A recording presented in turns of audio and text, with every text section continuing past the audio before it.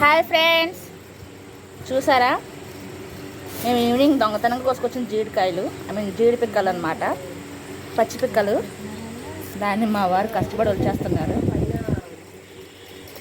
మామూలుగా ఎండిపోయిన జీడిపిక్క అయితే ఇలా రాదు ఫ్రెండ్స్, అసలు కట్ చేయడానికి అవ్వదన్నమాట. మిషన్లతో కట్ చేయాలి, నార్మల్ కట్ చేస్తే రాదు. ఇది పచ్చిపిక్క కాబట్టి నార్మల్గా వస్తుంది. ఇదిగోండి తీసాం కదా, లోపల పొర, మనకి జీడిపప్పు పైన పొర ఉంటుంది కదా, అదే నార్మల్గా అయితే మనకి ఎండిపోతే చాకు దీన్ని తీసుకోవాలి. పచ్చిది కాబట్టి ఈజీగా వచ్చేసింది. పొర చూపించిన అన్న, అదే పైన పొర, పప్పు పైన పొర ఉంటుంది కదా, పొర ఇది పచ్చిగా ఉన్నామని ఈజీగా వచ్చేసింది.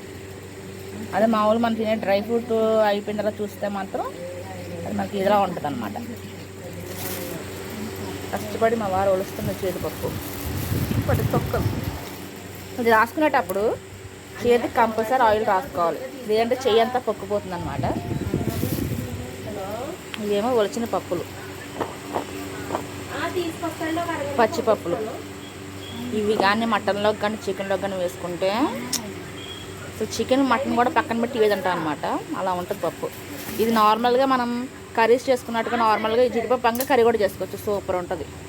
ఇంకా వలవడం కంప్లీట్ అవ్వలేదు, కంప్లీట్ అయ్యాక ఇంకా చాలా బాగుంటుంది.